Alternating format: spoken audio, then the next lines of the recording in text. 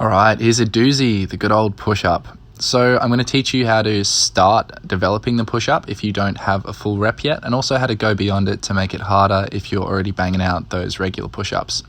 So with body position, we don't want an excessive anterior tilt. We also don't want the hips to be sagging too low, nor do we want the hips to be piking too high up. Hips in line with shoulders, in line with heels, and wrists under shoulders.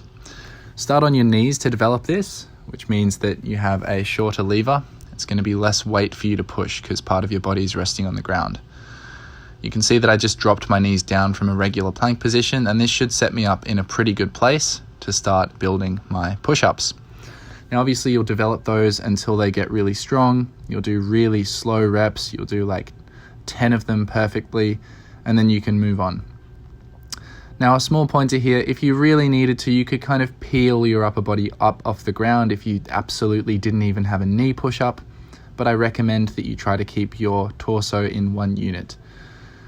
So knees only on the way up is a good way to overload the negative or eccentric or lowering portion of the push-up, which is a good way to bridge the gap between the knee push-up and the full push-up, especially if you go really, really slow on the lower.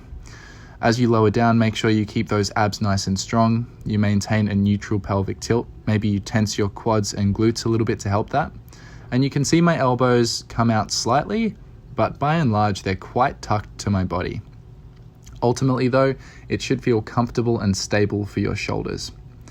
The partial knee assist is another great way to bridge the gap. As you can see here, I use the knees just at the very bottom and then I take them off to finish at the top.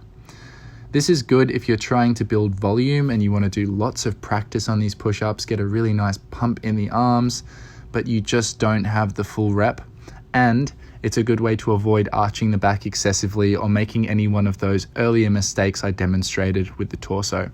So you can see here, just using the assistance from the knees at the very bottom, and you can kind of decide when you bring in this assistance, but bending the knees and dropping them down is a better compensation than arching through the spine or losing good shoulder position. Obviously at this point, if you've progressed beyond that, you've got a full push-up. So what you're going to want to do is wriggle the hands back closer to the hips. Doing this is going to force your shoulders to lean further forward over your hands. It's going to mean that your elbow stays relatively stacked over your wrist, as you see here. And it's going to be much more challenging on the front delts. You'll need to protract your shoulder blades, especially at the top, which means spreading them away from the spine and reaching through the floor. And you're going to have to really focus on not falling on your face. Now, the closer the hands go towards the hips, the harder it gets. Your feet will get lighter and your upper body will be heavier. You'll have to push more of your mass purely through the arms. And you can see that here as the shoulders move way forward, the elbows are in front of the hands at the bottom, and the hands are close to the hips. This is the most challenging variation, but with all of these, you want to build up to 10 really nice reps before you progress to the next level.